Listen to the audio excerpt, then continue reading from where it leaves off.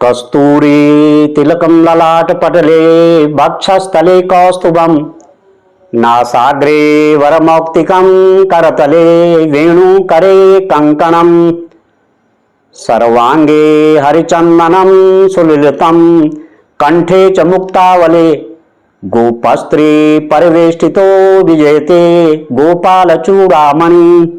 नमस्कार साथियों, आज हम इस समय श्रीनगर में और हमारे साथ हैं डॉक्टर हर्षमणि पांडे जी। आप हिंसिया खाल इंटर कॉलेज में प्रवक्ता हैं गणित के पद पर और लोक सेवा आयोग उत्तराखंड की 2006 की जो परीक्षा हुई थी प्रथम बैच, आप उसके टॉपर भी हैं। तो पांडे जी, आपका एजे ग्रामीण न्यूज चैनल में बहुत बहुत स्वागत है। समम स्यात् कज्जलम सिंधु पात्रे सुरतरवर शाखा लेखने पत्र मूर्वी लिखति यदि गृहीत्वा शारदा सर्वकालम तद्वितो गुणानाम ईश पारम न याति। पांडे जी, गणित जैसा विषय, गणित से पहले ही डर लगता है सबको। गणित विषय का ये जो डर की बात है जी, ये एक्चुअली गणित में कोई डर नहीं है। पर करंट की मैं बात करूं, इलेक्ट्रिसिटी की बात करूं, एक तरफ रेजिस्टेंस ज़्यादा है, एक तरफ रेजिस्टेंस कम है, एक मेटल में रेजिस्टेंस ज़्यादा है, एक मेटल में रेजिस्टेंस कम है, तो इलेक्ट्रिसिटी कम रेजिस्टेंस की ओर जाएगी। पानी चल रहा है, एक तरफ थोड़ा सा ऊंचाई आएगा, एक तरफ से ढाल है, तो ढाल की ओर ज़्यादा बहेगी, क्योंकि वहाँ क्या हिंड्रेंस आ रहा है, एक बाधा उत्पन्न हो रही है। तो चाहे मनुष्य हो चाहे प्रकृति है, इजी मार्ग की ओर आदमी जाता है। तो ये जो शब्द रहा है कि गणित अपने आप में कठिन विषय है, इसने वास्तव में मन के अंदर ऐसा कूट कूट के भर दिया है आम बच्चे के ऊपर, माता पिता के ऊपर, समाज के लोगों के ऊपर, कि गणित कठिन विषय है। जबकि ये विषय, जितने विषय हैं, सबसे सरल विषय है। केवल आवश्यकता इस बात की होती है कि हम विषय वस्तु को पहले समझें। समझना है, जब टीचर्स पढ़ाते हैं वो बात समझनी है और फिर प्रैक्टिस। गणित आपके पग पग पर आपके काम आती है। आपका हिसाब किताब से लेकर के जीवन की तमाम प्रकार की जो परीक्षाएं हैं, जिसमें प्रतियोगी परीक्षाओं में रीजनिंग का जो पोर्शन होता है, तर्क शक्ति परीक्षण, उसमें गणित का अहम रोल हो जाता है। माइंड स्ट्रक्चर, चाहे कोई बॉय है चाहे कोई गर्ल है, कोई बहुत बड़ा अंतर किसी का नहीं है। अपनी अपनी बुद्धि, अपनी अपनी क्षमता, अपनी अपनी मेहनत। और मैं सबसे ज्यादा एक कहता हूं इस चीज पे कि आपको पहले समझना है, उसके बाद प्रैक्टिस करनी है बढ़िया सा, मैक्सिमम परफेक्ट। तो एक्चुअली होता क्या है कि थोड़ा मन के विज्ञान से इस चीज को हम समझें। एक नई साइंस का जन्म हुआ है, माइंड साइंस। तो हम जब कोई बात कहते हैं तो ये बाएं तरफ का जो हमारा मन है, यह है चेतन मन। जैसे मैं भी यहाँ पर बात कर रहा हूँ तो मैं एकदम चेतन अवस्था हूँ, मेरा चेतन मन काम कर रहा है। पर यहाँ पर जो बातें मेरे पास आ रही हैं, जो मैं सोच रहा हूँ, या जो भी बातें कहीं से वातावरण से आती हैं, यदि मैंने उनको उस पर काम नहीं किया, होमवर्क नहीं किया, तो वो अल्टीमेटली हमारे अवचेतन मन में चली जाती है। चेतन मन की जो कैपेसिटी है वो है केवल 7%, जिसको हम मन ही मान लेते हैं। चेतन मन को हम कहते हैं यही है मन, जबकि अवचेतन मन 93% है और उसकी पावर चेतन मन से 5000 ज्यादा गुना है। तो जब कोई बात आती है, माना यह हुआ कि गणित कठिन है, इस पर चेतन मन में विचार विमर्श नहीं हुआ। ये जो प्रश्न आया कि कठिन है कि नहीं है, इस पर विचार नहीं हुआ, वो सेंटेंस चला गया अवचेतन मन में। और जब चेतन मन सो जाता है, जैसे हमको नींद आती है, तो उस समय चेतन मन सो जाता है, तो सारा काम बॉडी का अवचेतन मन कर रहा है। हम रेस्पिरेशन सिस्टम चल रहा है, अवचेतन मन कर रहा है। ब्रीदिंग सिस्टम चल रहा है, अवचेतन मन काम कर रहा है। सर्कुलेटरी सिस्टम चल रहा है, कौन कंट्रोल कर रहा है? अवचेतन मन कर रहा है। खाना हमने खा लिया, डाइजेशन सिस्टम कौन कंट्रोल कर रहा? अवचेतन मन, ये तो 93% है। तो जो विचार आया कि गणित कठिन है, उस पर काम नहीं हुआ कि नहीं कठिन नहीं है, ये तो एक वाक्य ऐसा बोला गया है, कठिन है नहीं, समझना है, प्रैक्टिस करना है, तो इससे बढ़िया सब्जेक्ट कोई दूसरा है नहीं। विचार किए हुए वहां वो बात चली गई तो परमानेंट मेमोरी का हिस्सा बन जाती है, और परमानेंट मेमोरी जब बात चली जाती है तो बार बार बच्चों को वही चीज समझ में आती है कि गणित कठिन विषय है। और जब वो क्लासरूम में पढ़ते हैं तो उनको पहले ये लग जाता है कि ये तो कठिन विषय है। तो जब मनुष्य ये लेके चल रहा है कि कठिन है कुछ, तो शायद उस ओर उसकी उतनी बड़ी प्रैक्टिस नहीं बनती है। एक उदाहरण और देना चाहूंगा। जी जी। बोर्ड टॉपर के बाद जब मैं इंटर बोर्ड में था तो रिजल्ट आना था कक्षा 12 का, तो हम भी रेडियो पर कान लगाए बैठे थे कि उस समय टेलीविजन हमारे पास था नहीं, तो शायद रेडियो में कुछ ऐसा सुनने में आया कि हम भी मेरिट में कहीं आए। तो जो हमारे साथ यूपी का एक टॉपर स्टूडेंट था, उससे पूछा गया, एक्चुअली उसकी गणित में 100 में से 100 नंबर थे।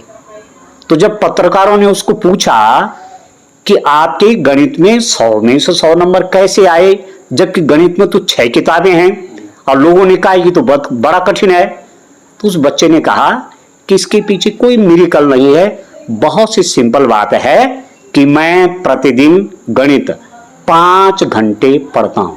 तो अब आप लगा लीजिए, क्लास में समझ लिया, घर में प्रैक्टिस कर ली, तो इससे आसान कोई दूसरा एक चीज कहा गया है,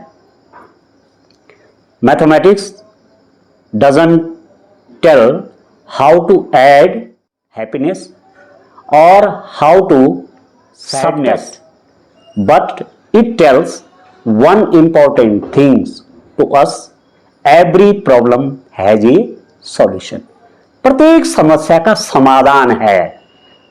यदि हम इस चीज को बोलेंगे प्रतिदिन कि प्रत्येक चीज का समाधान है, गणित एक सरल विषय है, गणित एक सरल विषय है, बच्चे को आंख बंद करके उसको हमको बताना पड़ेगा, बोले बेटा गणित एक सरल विषय है, गणित से मुझे बड़ा प्रेम है, गणित पढ़ने में मुझे बहुत आनंद आता है। जब ऐसी बातें वो लगातार अपने दिमाग को बताएगा तो बात कहां चली जाएगी? परमानेंट मेमोरी में चली जाएगी, और उससे पक्का विश्वास हो जाएगा कि गणित क्या है, सरल विषय है। तो गणित भी पढ़ेगा, गणित के टीचर का भी आदर करेगा कि मेरा गणित का पीरियड शुरू होने वाला है, और जब वो घर जाएगा तो अपने खेलने के बाद गणित भी पढ़ेगा। तो ये है, ये परसेप्शन चेंज करने की आवश्यकता है, और ये बोलने से होगा, उसको एहसास कराने से। अपने मस्तिष्क का जो है बहुत कम प्रयोग अपने दैनिक जीवन में करते हैं, ऐसा भी कुछ साइंटिस्ट कहते हैं। जी, आइंस्टीन के बारे में कहा जाता है, इतने बड़े साइंटिस्ट थे, E=mc²। आज जो एटम बम काम करता है वो आइंस्टीन की मास एनर्जी इक्विवेलेंस पर काम करता है। इतनी बड़ी रिसर्च, इतना बड़ा साइंटिस्ट, उनके बारे में कहा जाता है कि उन्होंने अपने दिमाग का केवल 13% ही प्रयोग किया। मतलब 87% माइंड तो एक्टिविटी नहीं हुआ। और मैं विचार करता था कि मस्तिष्क को ब्रह्मांड क्यों कहा गया? भाई ब्रह्मांड का विस्तार तो इतना है, तो इतना बड़ा विस्तार इतने मन में कितना सा है, एक पिंड कैसे हो गया? इसके अनंत क्षमताएं हैं। एक्चुअली 13% जिस साइंटिस्ट ने यूज किया अपने दिमाग का, आप देखते होंगे दुनिया में उनके इन्वेंशन से, उनकी रिसर्च से क्रांति आई है। मैथ्स में कहते हैं ना कि प्लस इंफिनिटी माइनस इंफिनिटी, विस्तार अनंत से लेकर के प्लस इंफिनिटी से माइनस इंफिनिटी। जैसे ईश्वर को बोलते हैं ना कि उनका विस्तार कहां तक है, अनंत तक है ईश्वर का विस्तार। तो ऐसे ही इस ब्रह्मांड का विस्तार, ये मनुष्य की बात जो है, ये भी अनंत क्षमता के लिए क्या है कि डिफरेंट चीजों को हम सीखें।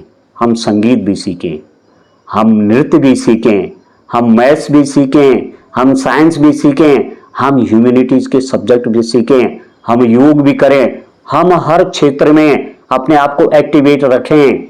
जितना ज्यादा हम विभिन्न क्षेत्रों में एक्टिवेट रहेंगे उतना ज्यादा माइंड सेल्स एक्टिवेट होते रहेंगे और ये परसेंटेज बढ़ता रहेगा और हम और बुद्धिमान कोरोना काल में आपने जो है बहुत अच्छे प्रयोग किए यूट्यूब के माध्यम से। कोरोना काल जब आया तो बहुत घबराए थे, क्योंकि उस समय व्यक्ति जीने के लिए संघर्ष कर रहा था और देश के यशस्वी प्रधानमंत्री जी ने राष्ट्र के नाम संबोधन में कहा कि आपदा में हमको अवसर देखना है।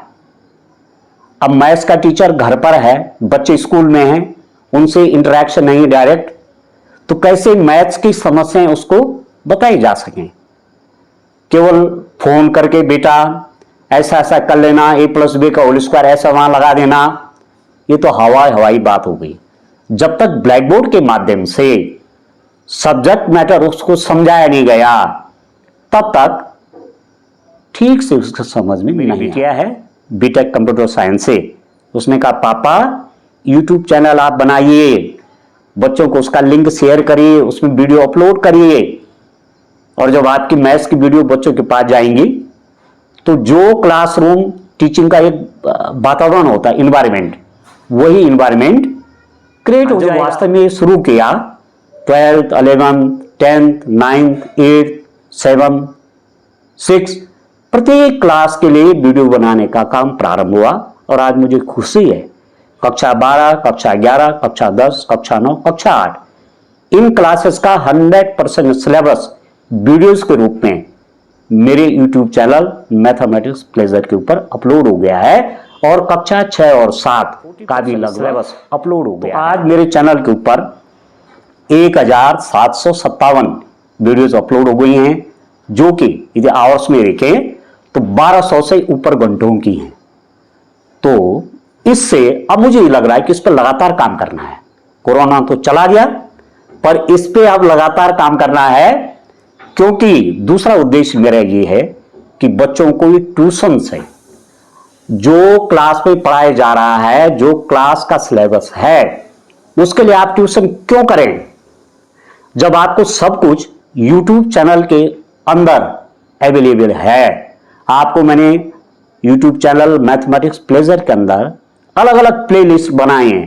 क्लास 6 के सारा सिलेबस सीक्वेंस वाइज हुआ है, क्लास 7 ऐसे ही लेकर 12 तक सीक्वेंस के रूप में सारे वीडियोस अवेलेबल हैं। कोई हौच पौच नहीं है वहां। आपको 7th वाला पढ़ना है तो 7th की प्ले लिस्ट खोलिए, आपको 6 और 8 में जाने की आवश्यकता नहीं है, तो आप वहां से पढ़िए। ट्यूशन जाने की आपको कदापि आवश्यकता नहीं है। मैं मैथ्स का टीचर, मुझे 25 ईयर्स एक्सपीरियंस अपने माध्यमिक शिक्षा में हुए। 2 साल मैंने हायर एजुकेशन में पढ़ाया है, मैंने सेंट्रल स्कूल में भी टीचिंग की है कि ट्यूशन जाने की आपको आवश्यकता नहीं है। आपका ट्यूशन में जाने का, आने जाने का समय भी बचेगा और आपका धन भी बचेगा। करत करत अभ्यास के जी वही वाली बात है। फ्रिज क्रिस्टल हुए एक जो है, एक बहुत बड़े संगीतज्ञ हुए, वो वायलिन बहुत बढ़िया वायलिन बजाते थे। तो जब वो कोई कंसर्ट करते थे, कोई कार्यक्रम आयोजित करते थे, तो दुनिया के लोग आते थे वहां उनको सुनने के लिए। तो जब उन्होंने अपना प्रोग्राम वायलिन वादन का समाप्त किया तो एक श्रोता मंत्रमुग्ध होकर के उनके पास आया और कहने लग गया कि आप इतना अच्छा बजाते हैं ना, मेरी इच्छा करती है कि ऐसा बजाने के लिए मैं अपना पूरा जीवन दे दूं। तो उन्होंने पता क्या कहा, उन्होंने ये कहा कि आप तो जीवन देने की बात कर रहे हैं, मैंने तो जीवन दे दिया है। तो उस श्रोता ने पूछा कि आपको प्रैक्टिस करने की आवश्यकता पड़ती है क्या? उसने कहा सुनिए, यदि मैं 1 महीने तक प्रैक्टिस न करूं इस वायलिन पर तो मेरे श्रोता वो समझ जाते हैं कि यार कुछ कमी आई है। यदि मैं 1 हफ्ते तक प्रैक्टिस न करूं तो मेरी वाइफ को मालूम चल जाता है कि कुछ कमी आ गई है, इनके वादन में कमी आ गई है। और मैं यदि रोज प्रैक्टिस ना करूं तो मुझे खुद लगने लगता है कि आज मेरे इस वादन में, वायलिन वादन में कुछ कमी अच्छा, है। आपने जो है प्रतियोगी परीक्षाएं जो छात्रवृत्ति जी, विद्यालय स्तर जी, पर होती जी, हैं, उनके लिए भी आप जो है प्रयास करते हैं। आपने जी हाँ, यूट्यूब जी पे हाँ। उनके लिए भी जी पाठ्यक्रम हाँ, जी हाँ। सोल्व बच्चों के लिए कम से कम हमारे माध्यमिक विद्यालय के बच्चे, ग्रामीण क्षेत्र के बच्चे, शहर में तो कुछ और भी उनको सोर्सेज होते होंगे, पर गांव में उनके पास मोबाइल तो आज अवेलेबल है, इंटरनेट कनेक्शन है, आपके पास डाटा है। तो मैंने सोचा कि इनके लिए मैं इस यूट्यूब चैनल पर एक स्कॉलरशिप का एमएमएसएस एग्जाम नाम से एक प्लेलिस्ट बनाई है। उसमें मैंने क्लास 8 के बच्चों के लिए पिछले सालों के क्वेश्चन पेपर सॉल्व किए हैं कि इस रूप में बच्चों पेपर आते हैं और इस रूप में काम करना है आपको। क्लास 8 में जो एग्जाम होता है बहुत वाइटल है। 4 साल तक आपको स्कॉलरशिप मिलती है। भारत सरकार की एक स्कॉलरशिप उसमें है एनएमएसएस। 12 हजार रुपये एक साल में आपको मिलते हैं। तो 12 गुणा 4 हो गया आपके 48 हजार रुपये आपके पास 4 साल में आते हैं। तो तैयारी करनी है। उसी में एग्जाम एक है, स्कॉलरशिप उसमें 3 है। 2 स्टेट गवर्नमेंट करती है, डॉक्टर शिवानंद नौटियाल छात्रवृत्ति, और दूसरे है श्रीदेव सुमन स्कॉलरशिप। तीनों एग्जाम एक साथ होती हैं, अलग अलग पैसा मिलता है। श्रीदेव सुमन और डॉक्टर शिवानंद नौटियाल छात्रवृत्ति वो स्टेट गवर्नमेंट देती है, ठीक है। और ये एनएमएम स्कॉलरशिप कौन देता है? ये भारत सरकार देती है। तो इन बच्चों के लिए, इन बच्चों की पढ़ाई के लिए इनका मोटिवेशन हो, इस क्षेत्र में बढ़े।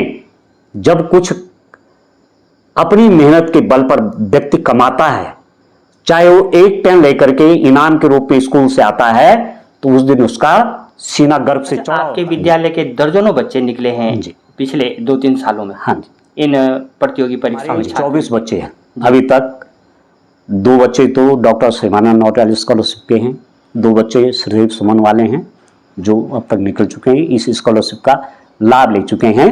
और 20 बच्चे एनएमएसएस एग्जाम पास करके उन्होंने कुछ नहीं स्कॉलरशिप लेकर के 12th पास कर दिया है। और वर्तमान में 12 बच्चे मेरे पास ऐसे हैं जो इस छात्रवृत्ति का लाभ ले रहे हैं। अच्छा करने के लिए एक तो आप क्लासरूम में जो आपको पढ़ाया जा रहा है, चाहे आप ऑनलाइन पढ़ रहे हैं, आप तो ऑनलाइन इतना बड़ा प्लेटफॉर्म हो गया है कि आप एक से एक विद्वान आपको मिलेंगे पढ़ाने वाले। रुचि होनी चाहिए। तो एक तो विषय के प्रति आप रुचि जागृत करें। रुचि जागृत कैसे होगी? क्लास में आप ठीक से समझें। और दूसरा, मैं रामानुजन का एग्जाम्पल आपको देता हूं। बहुत गरीब घर के थे, इतना गरीब घर के कि छोटी ही उम्र में नौकरी भी ज्वाइन करनी पड़ी, पर उनकी प्रैक्टिस इतनी थी, उनके पास पढ़ने वढ़ने के लिए ज़्यादा कुछ सामान भी नहीं था, तो कोयला निकाल करके जिस घर में रहते थे उसकी फर्श पर गणित के सूत्र लिखने लगते। बहुत छोटी क्लास की बात मैं कर रहा हूं। और जब पूरा फर्श भर जाता था, पीछे दीवार पे वो टकराते थे, तब उनको लगता था अरे हो गया पूरा। उन्होंने स्लेट ली, घर में स्लेट खड़िया, और रात में सवाल करते और घर वालों की नींद खराब होती कि रामानुजन सो जा भाई, हमारी नींद क्यों खराब करते हो। ये रात भर गणित करते थे। इनका देखिए ना आप, इतना प्रैक्टिस करके इतना इंटरेस्ट इनका था कि नंबर सिस्टम पर, संख्या पद्धति पर इनकी इतनी पकड़ हो गई। एक बार की घटना है एक्चुअली। अब घर शरीर का इन्होंने ध्यान नहीं रखा। मैं बच्चों को कहना चाहूंगा, पहले नंबर पर शरीर है, आप एक्सरसाइज योग करिए। उसके बाद जिन्हें पढ़ते पढ़ते अपने शरीर पर ध्यान नहीं दिया और एक ट्यूबरकुलोसिस से ग्रस्त। उस समय इनको अंग्रेज, उस समय चार्ल्स हार्डी, लंदन इंग्लैंड, इनको बुलाया। इनका शोध दे करके, इतना गरीब बच्चा, ये अपना शोध भेजते थे बाहर कि जरा चेक करिए मेरा। तो कई चीजें इन्होंने ऐसे ऐसे सिद्धांत लिखे हुए थे कि कई चीजें प्रोफेसर चार्ल्स हार्डी, जो कि मैथ्स के इतने बड़े विद्वान, इस लड़के को बुलाओ यहाँ, वहां बुलाएगा इनको। तो जब इन्होंने एक्सप्लेन किया तो बहुत प्रभावित हो गए। उन्होंने कहा आप विश्वविद्यालय में आपको यही प्राध्यापक हम नियुक्त करते हैं, आप रहिए। वहां इनका स्वास्थ्य बिगड़ा, स्वास्थ्य बहुत खराब हो गया, तो हॉस्पिटल में एडमिट थे। तो इनको देखने के लिए चार्ल्स हार्डी आए। तो रामानुजन बेड में बिल्कुल लेटे हुए थे, अचेत अवस्था में। अब श्वास की प्रॉब्लम है, श्वास ठीक से चल नहीं रही है। तो उनके हालत देख करके चार्ल्स हार्डी ने कहा कि आज मैं ऐसी गाड़ी से आया जिसका नंबर अपशकुन वाला नंबर है उसका, यही देखना था मैंने। इतना बड़ा विद्वान है, इस हालत गाड़ी का नंबर अपशकुन वाला है। तो रामानुजन लेटे एकदम खड़े हो गए, बैठ करके पूछा कि कौन सा नंबर, क्या है आपकी गाड़ी का नंबर? तो उन्होंने कहा 1729। 1729 नंबर है मेरी गाड़ी का, बड़ा अपशकुन नंबर है। उन्होंने कहा नहीं नहीं, ये अपशकुन नंबर नहीं है। इस सबसे छोटी वो संख्या है जिसको हम दो संख्याओं के घनों के योग के रूप में लिख सकते। तो उसके बाद चार्ल्स हार्डी नंबर पर काम हुआ और सबसे छोटी रामानुजन हार्डी नंबर कौन सा हुआ? 1700। कुएं के नजदीक आप जाते हैं तो वहां जो कुएं की रस्सी मतलब बाटी खींचने के लिए रहती है, वो कुएं की जो पेरिफेरी है उसकी, उस पर निशान बनाती है। करत करत अभ्यास के जड़मती होत सुजान, रसरी आवत जात ते सिल पर पड़त निशान। एक पत्थर जो कितना हार्ड है उसके ऊपर भी लगातार जब वो रस्सी चल रही है उस पर निशान बन रहा है। ठीक है। और एक उदाहरण आपको और दे दूं। 12th क्लास में जब मैं था, बोर्ड का रिजल्ट हमारा आ रहा था, तो हमने भी रेडियो पे कान लगाए थे कि शायद टॉपर में हमारा भी नाम होगा, पर हम टॉप तो नहीं कर पाए। पर जो हमारा साथी यूपी के थे उन्होंने टॉप किया, तो उनकी गणित में 100 में से 100 थी। तो पत्रकारों में से 100 नंबर कैसे, क्या खाते हो भाई, क्या करते हो भाई, क्या मिरेकल है भाई? उन्होंने कहा कोई मिरेकल नहीं है, गणित प्रतिदिन 5 घंटे करता हूं, इसलिए ऐसा हुआ है। गणित के शिक्षक रहे होंगे primary, junior, high school, inter college जी। तो उनके साथ के कभी आता है कुछ मन में? मेरी रुचि का सबसे बड़ा कारण मेरे बड़े भाई साहब हैं जी। वो इंटर मैथ से हैं, भरत मंदिर इंटर कॉलेज में उन्होंने पढ़ाई की, ऋषिकेश में बड़ा जाना माना कॉलेज था उस समय। तो गणित में उनकी बहुत रुचि, तो उन्होंने बचपन से हमको गणित में अच्छी प्रैक्टिस कराई, बड़ा ध्यान से पढ़ाते थे। स्कूल की छुट्टी होने के बाद वहीं ब्लैक बोर्ड लगाते थे, एक एक थ्योरम तैयार करवाते थे। इन जनरल ज्योमेट्री में आदमी घुसता नहीं है, थ्योरम्स पे घुसता नहीं है, करेगा भी तो निर्णय करता है, कंस्ट्रक्शन। उन्होंने थ्योरम प्रूव करने सिखाई। और जब फाउंडेशन आप कैसे बन गई और आपको बताया गया कि गणित क्या है, ये तो प्रैक्टिस का खेल है, समझना है और प्रैक्टिस करनी है, तो इससे सरल कुछ है भी नहीं। और जब आगे गए 9th-10th में, तो वहां भी हमको ऐसे सर मिले बहुत बढ़िया। जब 12th लेवल पर गए तो हमारे यादव जी मैथ्स के इंजीनियरिंग साइड में बहुत बड़े विद्वान, मैथ्स भी उतनी आती थी, फिजिक्स भी उतनी आती थी, केमिस्ट्री भी उतनी आती थी, मैथ्स भी इतना अच्छा इतना बढ़िया समझाते थे। तो एक भूमिका बनती गई और आगे हम उस रूप में चलते रहे। विश्वविद्यालय के लेवल पे MSc में प्रोफेसर DS नेगी सर, इतने बड़े विद्वान मैथ्स के, आज माइंड साइंस के भी बहुत बड़े एक्सपर्ट हैं। तो बहुत बड़ा योगदान उनका भी है कि उन्होंने हायर एजुकेशन में विशेषकर MSc लेवल पर हमको मैथ्स बढ़िया ढंग से पढ़ाया, ठीक से समझा के पढ़ाई।